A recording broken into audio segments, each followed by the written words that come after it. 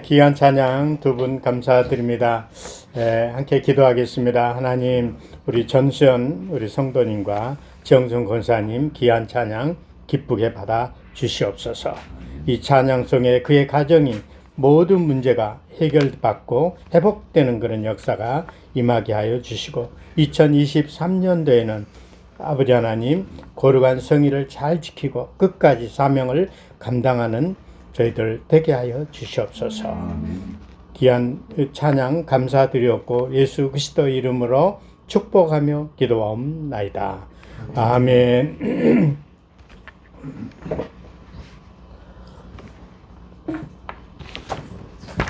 네, 오늘 말씀은 사도행전입니다. 설교를 하려다 보니까 동태찌개가 너무 코를 찌르고 맛이 있어가지고 너무 새벽에 우리 권사님이 오셔가지고 새벽부터 지금까지 그 동태찌개를 열심히 잘 끓여가지고 우리 양식을 점심 양식을 이렇게 먹으려고 이렇게 하고 새벽부터 오셔가지고 이렇게 하고 있습니다. 늘 감사드리고요. 우리가 천국 시민이 되면서 그 주님을 영접을 한번 새해는 한두 번은 꼭 하고 넘어가야 되겠다, 이런 마음이 들었습니다. 그래서 한번 따라하겠습니다. 하나님, 저는 죄인입니다. 창조주 하나님을 믿지 않았으며 입술로 마음으로 생각으로 행동으로 많은 죄를 지었습니다. 예수님께서 저의 죄를 대속하시고 구원하시기 위하여 십자가에서 대신 피 흘러 죽으신 사실을 믿습니다.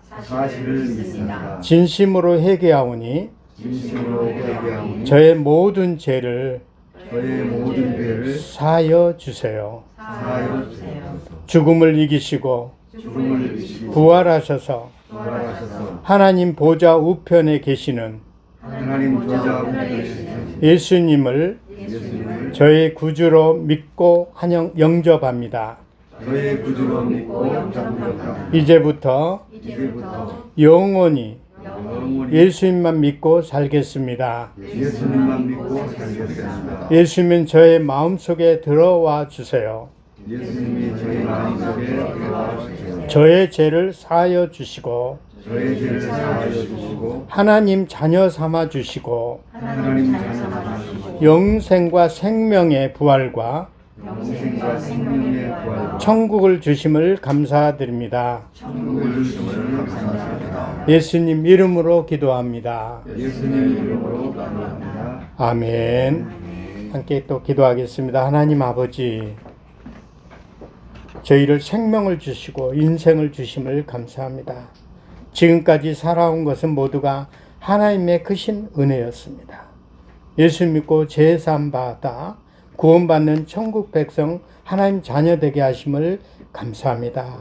나에게 영생을 주시고 천국을 준비해 주심을 감사합니다. 이 땅에 사는 동안 언제 어디서나 무엇을 하든지 어떤 환경이 있든지 예수님을 잘 믿고 의지하여 살게 하여 주시옵소서. 천국 가는 그날까지 믿음을 잘 지킬 수 있도록 도와주시고, 영육이 강건하여 영혼이 잘된 같이 범사도 잘되는 복을 허락하여 주시옵소서. 예수님 이름으로 기도하옵나이다. 아멘. 예, 우리는 구주로 영접을 했습니다. 이제 우리는 하나님의 자녀이고 천국 백성됨을 늘 감사드리고요. 끝까지 우리의 사명을 잘 감당하는 2023년 되기를 원합니다. 벌써 오늘이 29일이니까 1월 달도 거의 다 갔어요. 벌써 한 달이 훌쩍 어떻게 갔는지 모르게 이렇게 지났습니다. 지금은 우리가 사도행전 1장부터 계속 시리즈 설교를 했는데 오늘은 20장 설교를 그렇게 하겠습니다. 오늘 제목은 드로아 교회 부흥회에 대한 얘기를 하고 있어요. 그러니까 부흥회이기 때문에 내가 오늘 제목이 부흥회이기 때문에 영접한 천국 백성이 돼야 영접을 해야 돼요. 먼저. 내가 금년 한 해 2023년도는 내가 어떤 일이 무슨 일이 있더라도 예수 믿어야 되고 주일날 하나님 앞에 나와서 반드시 내가 하나님 앞에 예배를 먼저 드려야 되겠다는 이런 마음 각오가 돼야 된다. 그래야만이 금년 한 해도 원활하게 하나님께서 인도해 주시는 어려운 길도 다 막아주시고 원수마귀 사탄이 우리를 넘어뜨리려고 맨날 하고 있지만 하나님께서 우리를 지켜주시고 인도해 주신다는 그걸 믿고 금년 한 해는 성수지를 잘 할 수 있도록 늘 성령께서 강권적으로 역사해 주시옵소서 하면서 우리가 늘 기도하는 저와 여러분이 되시기를 축복합니다. 아멘. 우리 한국교회는 부흥의 성장이 세계도 유례없는 경우라고 합니다. 한국교회가 제일 부흥했던 때가 있었습니다. 제가 감기가 좀 목감기가 걸려가지고 지금 목소리가 약간 안 좋습니다. 이해를 좀 해주시기 바랍니다. 1907년 평양 산정연교회가 중심으로 부흥의 역사가 있었죠. 1907년은 우리나라 굉장히 어려운 때였죠. 일제 1905년 우리나라에 대해 강제적으로 을사보호조약, 을사늑약을 체결했죠.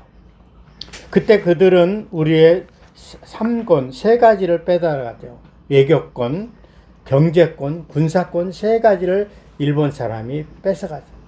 축구를 해도 우리는 기를 쓰고 유도를 해도 기를 쓰고 일본 사람들을 이기려고 하는 이유가 바로 그런 것 때문에 이런 한이 있는 거죠. 아리랑이란가 이런 것도 그런 한이 있기 때문에 맺어 있기 때문에 우리는 일본 사람과 어떻게 하면 너희들한테는 이길 수 있다는 그런 자부심을 갖고 있는 거죠. 축구를 해도 기를 쓰고 죽기 아니면 살기로 축구를 하는 거예요. 그리고 5년이 지난 후 1910년 우리나라는 다 빼앗겼죠. 이런 암울한 시대에 신앙이 아니면 살 수 없다고 생각했기에 한국교회가 부흥했던 것이죠.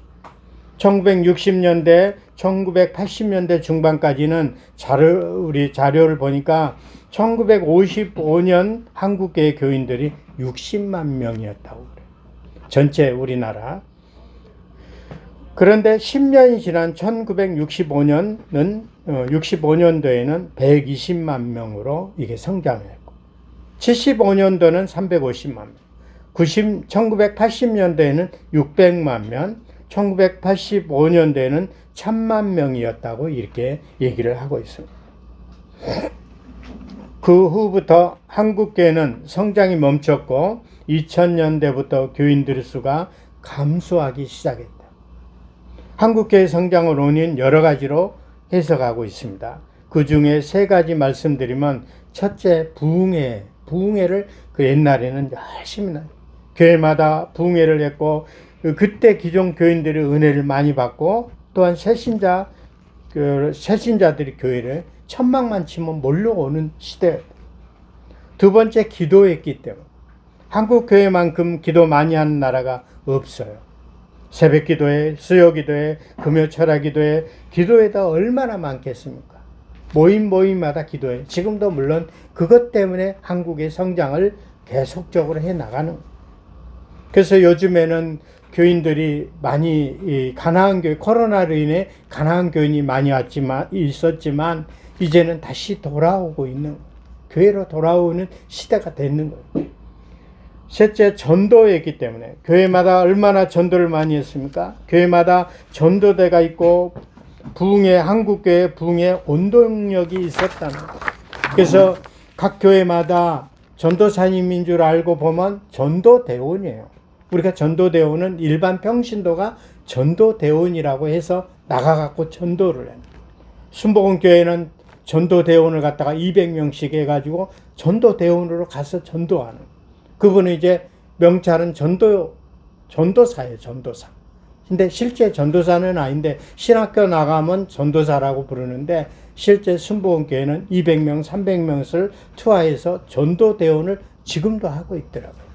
그래서 그분들이 또 은혜 받아가지고 목사가 되고 전도사가 진짜 전도사가 되는 그런 걸 많이 봤습니다. 오늘 본문을 부흥에 대한 말씀입니다. 드로아 교회 부흥이에요. 말씀을 차례대로 살펴보면 오늘 본문은 3차 선교여행의 거의 마지막 부분이죠. 바울은 에베소에서 소요 그치자 에베소 교인들이 작별을 합니다. 바울과 함께. 그리고 드로아 쪽으로 올라가고 그 후에 바다 건너 마게도냐로 가고 마게도냐에는 그리스 북쪽 지방에 빌립보, 데살로니가, 베레아가 있는 곳입니다. 이곳은 바울이 2차 선교 여행 때 갔던 곳이죠. 바울은 교회에 방문하여 교인들이 격려하고 위로해 주었다고 얘기하고 있습니다. 본문의 2절, 3절 보면 바울이 헬라에 가서 성경을 펴놓고 20장 펴놓으시기 바랍니다. 3개월 동안 있었다고 했습니다. 헬라는 그리스도 남쪽 지방에 고린도가 제일 큰 도시인 것입니다. 그후에 바울은 고린도에서 배를 타고 수리아 안디옥으로 가고자 했습니다. 수리아 안디옥 교회는 자기를 파송한 교회입니다. 그런데 유대인들이 바울을 죽이려고 하고 있죠.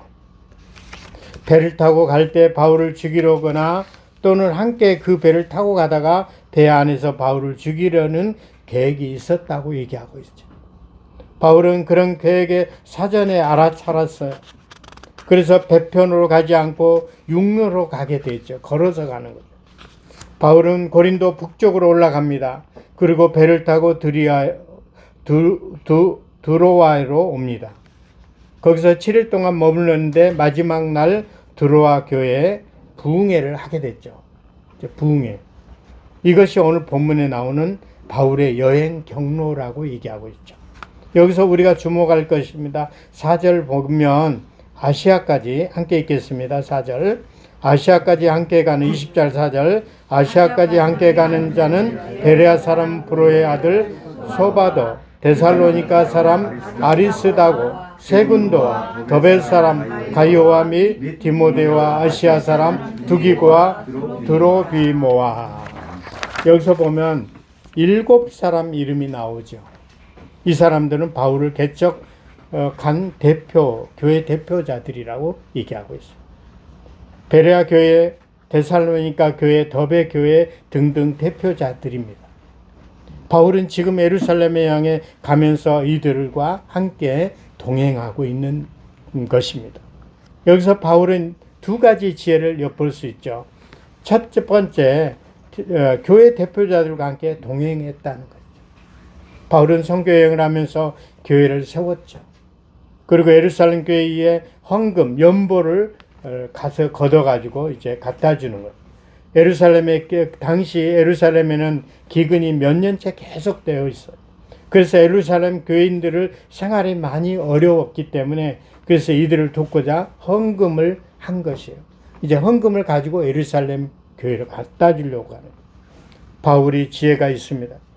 바울은 헌금을 모아 자기가 혼자 들고 가지 않고 교회 대표들과 함께 손을 들고 가게 한 것이죠. 그 이유는 쓸데없는 오해를 받지 않기 위해서였다고 하고 있습니다. 고린도후서 8장 20절 보니까 이것을 조심함은 우리가 맡은 그 거액의 연보에 대하여 아무도 우리를 비방하지 못하게 하려 함이니, 이렇게 얘기하고. 그러니까 헌금을 가지고 가는데 이제 혼자 가지고 가면 오해 살 수도 있고 그렇기 때문에 그렇게 함께 했다는 거예요. 바울은 정직한 사람, 현금에 대한 손댈 사람이 아닙니다. 그러므로 바울은 혼자 예루살렘에 전달해도 문제가 되지 않을 것입니다. 그럼에도 불구하고 여러 사람들과 함께 전달한 것은 시험 들지 않기 위해서였다고. 쓸데없는 오해받지 않기 위해서였다고 얘기하고 있습니다. 오얏 나무 아래 각근을 고쳐 매지 말라는 우리나라 말이 있어요. 오얏 나무. 오얏 나무란 자두나무가 이렇게 주렁주렁 있어서 여러분 상상해 보시기 바랍니다. 선비가 길을 가고 있다 한참 가다가 이를 보니까 탐스러운 저런 오얏나무, 자두나무가 저렇게 탐스럽게 열어 있다. 그때 선비가 각근을 고쳐매면, 각근을 고쳐맬 때 한순간에 고쳐매면 자두를 따먹는 것으로 오해를 받을 수 있다. 그래서 오얏나무 걸어갈 때, 자두나무 밑에 걸어갈 때는 그 각근을 고치지 말라. 이렇게 비틀어졌어도 그냥 가라 이거지. 선비들이 하는 얘기예요. 그러나 선비는 그런 행동을 얼마든지 오해받을 수 있었기 때문입니다. 그러므로 오해받지 않으려면 오해한 나무, 그러니까 자두나무 아래 각근을 고쳐 매지 말라, 이런 얘기를 하고 있습니다. 바울도 마찬가지입니다. 헌금을 인해 오해받지 않기 위하여, 비방받지 않기 위하여 교회 대표들과 함께 동행했다. 두 번째, 교회 대표들은 먼저 드로아로 보낸 것입니다. 바울이 교회 대표자들과 함께 가면서 바울도 교회 대표자들과 그리고 헌금도 위험해집니다. 유대인들이 노리고 있는 것은 오직 하나, 바울이었어요. 바울을 죽이려고 하는. 바울은 교회 대표자들에게 헌금을 주어 드로아에 먼저 가게 하고 자신은 나중에 따라갔던 것이 바울의 지혜인 거죠. 우리는 이 지혜에 필요한 세상을 살고 있습니다. 지식보다 지혜입니다. 하나님 지혜를 구하심으로 지혜 있는 사람들 다 되시기를 축복합니다. 일때는 아멘 좀 하이소. 어디 좀 기분이 안 좋았습니까? 네, 어떤 자리에 있어야 하는가? 바울이 드로아에 갔습니다. 거기서 교회 대표자들 만났습니다. 바울은 드로아 교회에 일주일이 있었는데 마지막 날 저녁에 부흥회를 열고 있죠. 고별 설교이죠. 이제 떠나면 다시 올 수 없고 다시 볼 수 없는 부흥회의 특징 중에 하나가 설교가 길다는 거예요. 그날 이제 바울이 마지막 설교를 길게 하는 거예요. 한 3시간 정도 한 것 같아요. 유두고라는 청년이 그 집회에 참석했는데 그 청년이 날씨가 더워 그랬더니 3층 위에 창문에 걸터 앉아서 듣고 있는 거죠. 바울 설교를 듣고 있는 거죠.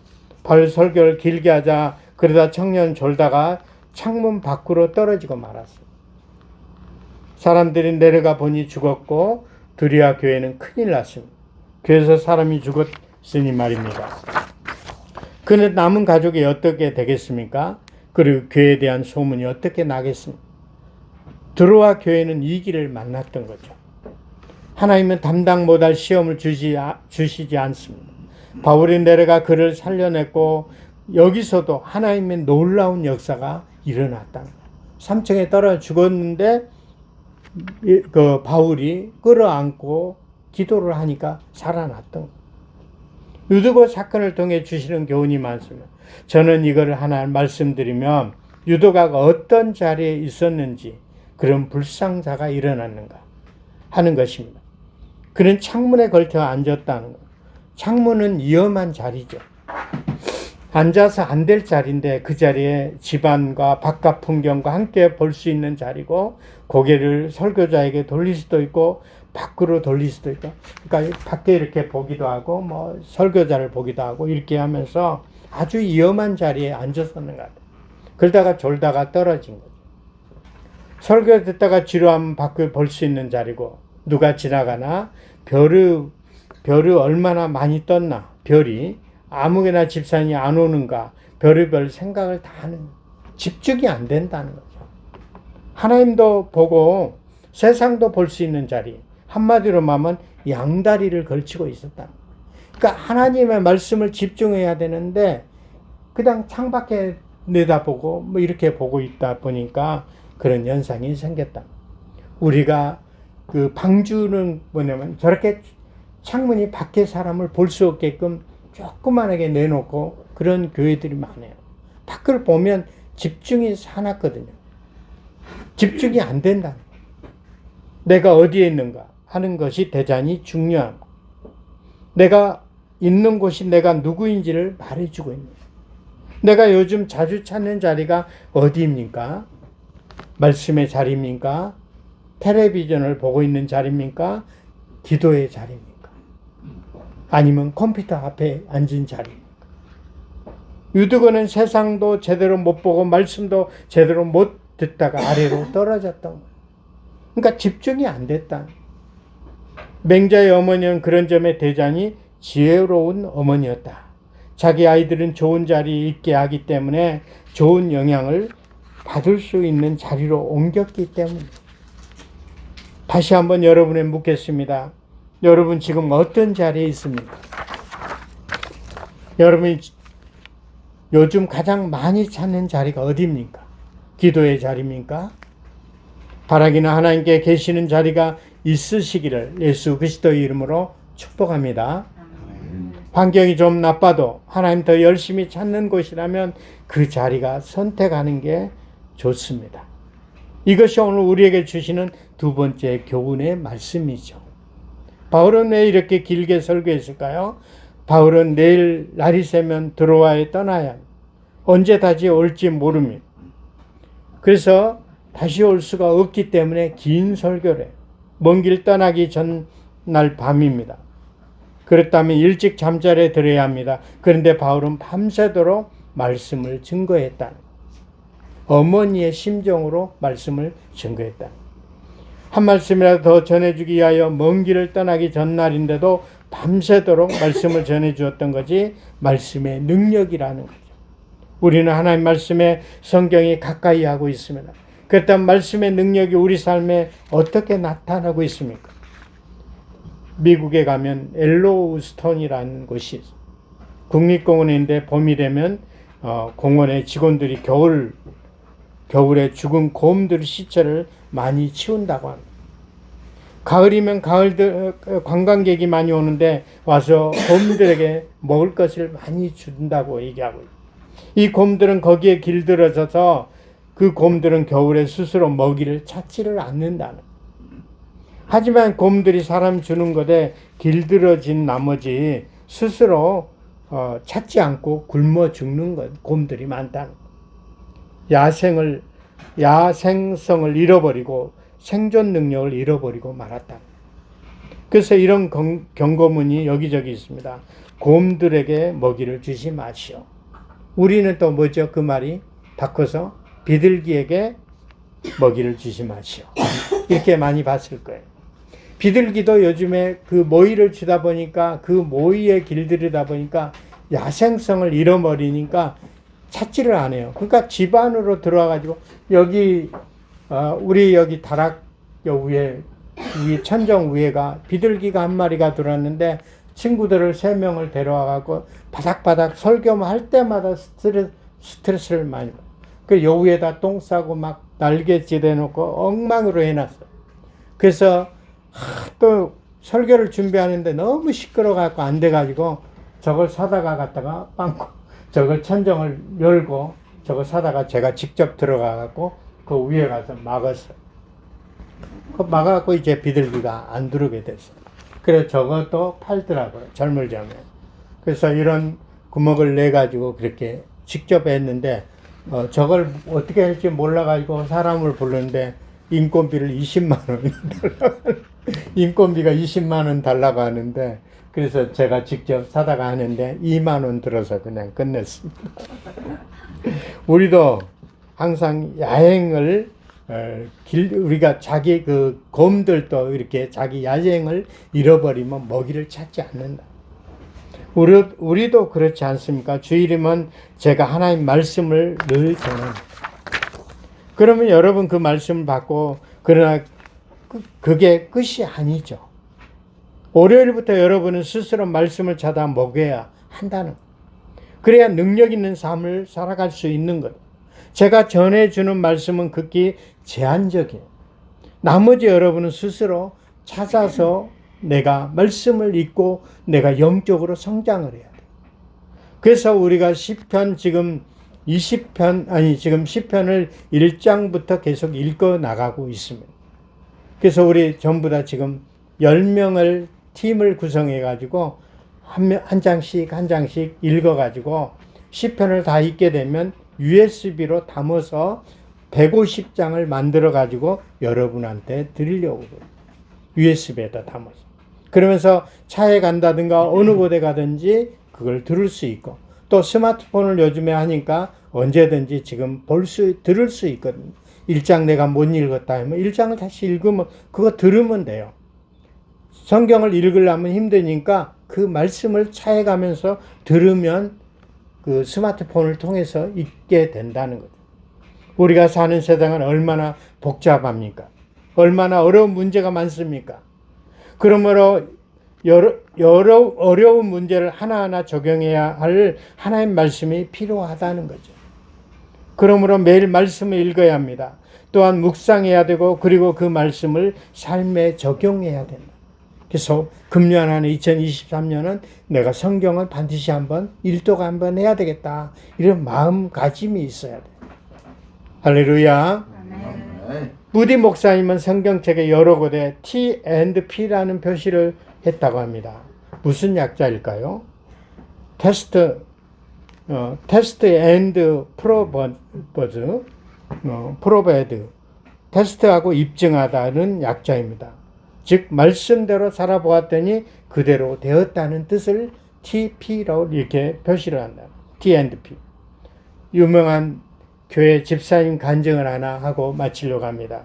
이 집사님 아들이 아토피로 그렇게 많은 고생을 하고 있는 이런 몸에 얼마나 심한지 약을 쓰는 병원에 다 안 다닌 곳이 없이 다 다녀도 아토피가 낫질 않아.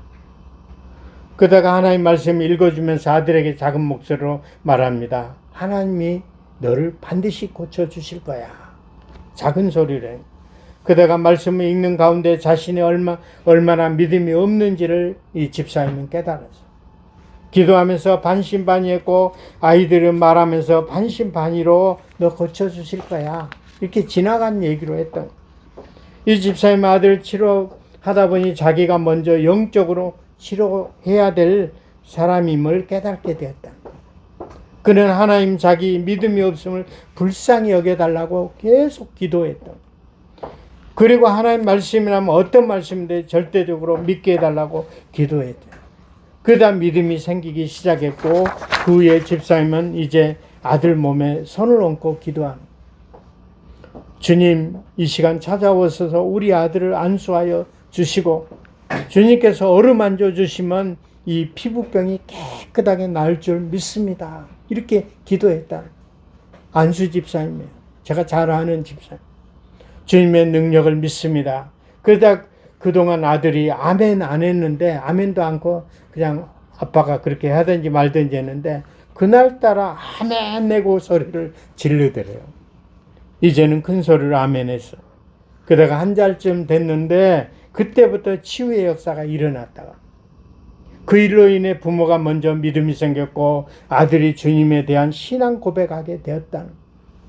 그리고 아토피는 깨끗하게 그 기도의 덕분에 무슨 약이든지 다 받아들였다.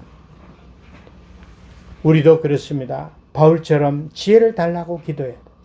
하나님 주신 지혜가 있어야 이 어려운 세상을 승리할 수 있는 것이. 하나님과 세상 그 중간에 있어서는 안 돼요. 사나 죽으나 하나님께 함께 있어야 된다. 하나님께 우리도 우리 엘림비전 공동체가 말기찬 말씀으로 기도로 찬양으로 늘 묵상하고 적용함으로 주님의 능력 있는 엘림비전 우리 공동체가 되시기를 예수 그리스도의 이름으로 축원드립니다.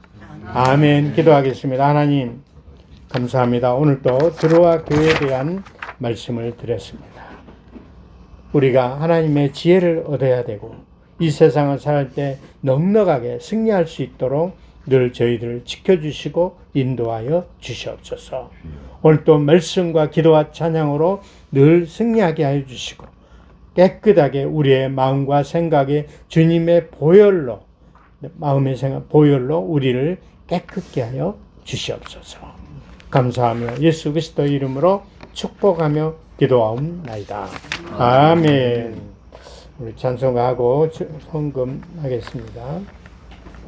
김정환 목사님 11조 감사헌금, 김도경 목사님 주님께서 자기 기쁘신 뜻을 위하여 우리의 소원을 두고 행하게 하신 주님의 은혜를 감사드립니다.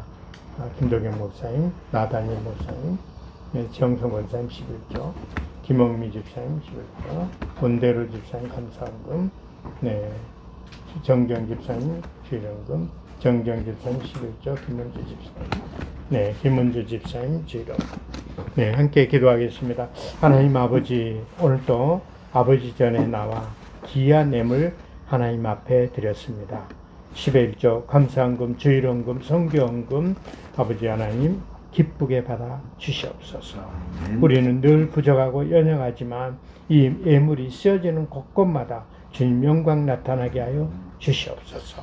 아버지 하나님, 가정에 감사에 넘치는 그런 가정 되게 하여 주시고, 어렵고 힘든 이 시기에 모든 문제가, 기도하는 문제가 회복되고 열리게 하여 주시옵소서. 아멘. 그 가정을 축복하여 주셔서 하나님, 기도하는 금년 2023년에는 나의 해 끝까지 사명을 잘 감당하는, 하나님께 예배드리는, 찬양하는, 기도하는 우리 가정들이 다 되게 도와 주시옵소서. 귀한 예물 기쁘게 받아 주시기를 원하고 우리 구주 예수 그리스도의 이름으로 축복하며 기도하옵나이다. 아멘. 네, 광고 드리겠습니다. 감사합니다. 오늘 키키스타와 유튜브를 통해 보고 있는 많은 분들에게도 하나님 은혜가 충만할 줄 믿습니다. 박수 한번 환영하겠습니다. 감사합니다. 네, 감사드립니다. 네, 그리고 나라와 민족을 위하여 기도해 주시고, 대통령 위해 기도해 주시고, 코로나가 소멸되고, 또 코로나가 많이 좀 증가되고 있습니다. 그래서 어제 회의를 한다고 하는데 30일 날 마스크를 벗는다고 하는데 많이 떨어지지 않으면 못 벗고, 이제 어느 정도 떨어지게 되면 마스크를 30일부터 영실기에 벗는다고 합니다. 그래서 우리도 늘 기도에 힘쓰고, 우리가 교회들이 마스크 때문에 굉장히 불편을 많이 느끼고 설교하는 자도 힘들고 그럽니다. 그래서 어느 곳에 가든지 이렇게 마스크를 안 쓰고 할 수 있도록. 근데 그 제한을 두나 봐요. 이제 병원이라든가 어떤 관공서라든가 이런 요양원 같은 데는 반드시 써야 되고, 수시로 자기에 맞게끔 요즘에 쓰지 말라기도 마스크를 많이 쓰고 다니시더라고요. 그렇게 좀 해주시면 감사하겠습니다. 기도해야 돼요. 예, 구호 준비 한번 하겠습니다. 구호 준비하면 할렐루야 나가자 전하자 채우자 300명으로 하겠습니다. 구호 준비. 할렐루야 나가자 전하자 채우자 300명. 채우자 300명. 할렐루야. 아멘. 잠이 확 깰 거예요.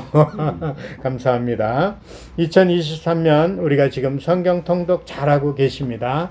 예, 그래도 지금도 못하는 분들은 딴데 우리가 음성 메시지 올려놓으면 체크하기가 좋은데, 다른 메시지를 또 옮겨서 하게 되면 대가 불편하니까 음성 메시지를 지금 잘하고 있으니까 시편 그렇게 좀 음성 메시지에다가 올려주시면 감사하겠습니다. 그리고 교회는 우리가 지금 제가 가지고 있는, 기도하고 있는 거는, 교회는 1층, 2층을 지금 준비하고 있고요. 기도하고 있고, 잘 된다면 1층은 커피숍과 비전 센터를 만들고, 2층은 예배실을, 1층은 그렇게 하고 2층은 예배실로 해서 이제 칸막이를 해서 이렇게 음악도 할 수 있게끔 컸다 섰다 이렇게 예배실을 그렇게 하려고 지금 준비하고 있습니다. 돈은 좀 들지만 그래도 하나님께 주신 물질을 잘 사용해서 하나님께 영광 돌리는 그런 우리 교회를 정말 아름다운 교회로 만들려고 지금 하고 있습니다. 그래서 함께 기도해 주시면 감사하겠습니다. 그리고 새벽 예배는 7시에, 화요일부터 토요일까지 매일 7시에 실시간으로 엘린비전 방송에 가면 실시간으로 방송하고 있습니다. 금요 예배도 8시에 하니까는요, 그렇게 해주시고, 2월 달부터는 금요 찬양 예배를 8시가 아니고 낮 2시로 바꾸려고 하고 있습니다. 이해를 좀 해주시기 바랍니다.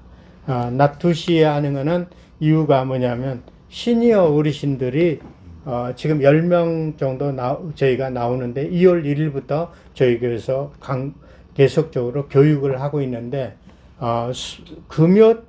금요 찬양 예배보다도 금요일날 2시에 해야만이, 저녁에 하게 되면 일한 시간을 갖다가 벗어나서 하니까 안 된다고 해가지고 2시에 하려고 지금 하고 있습니다. 2시로 하면서 우리 10명의 우리 시니어 어르신들은 2시에서 한 2시간, 그분들은 3시간을 저한테 할당을 받는데 2시간 정도 교육을 시키고 1시간 정도 교육을 1시부터 시작을 해갖고 2시에 예배 드리고 3시에 마치는 걸로 이렇게 해가지고 지금 계획을 하고 있습니다. 주일날 하려고 했더니 주일날 또 관공서는 시니어 어르신들을 주일날 하지 마라. 7시 넘어서는 시키지 마라. 이렇게 하다 보니까 2시에 해가지고 저도 고민하다 금요 찬양 예배는 저녁에 하지 않고 2시로 어차피 해야 되겠다는 생각을 하고 그분들의 목적을 갖고 하고 있습니다. 근데 이해를 해 주시면 감사하겠습니다. 그래서 2시 예배로 2월 달부터는 바뀐다. 금요 찬양만 나머지는 다 똑같습니다. 근데 금요 찬양 예배는 2시로 바뀌어졌다고 생각하시면 되겠습니다. 네, 우리 지금은 우리의 선한 목자 예수 그리스도의 은혜와 하나님 아버지의 무한하신 사랑과 날마다 우리를 승리케 하시는 성령님의 역사가 복음의 기쁜 소식을 듣고 돌아올 우리 강동 지역 사람들과 유튜브와 키키스타를 보고 있는 많은 분들 머리 위에와 한국교회에 예배를 참석한 우리 엘린비전 공동체 머리 위에 오늘도 이제로부터 영원히 함께 하시기를 간절히 축원하옵나이다. 아멘.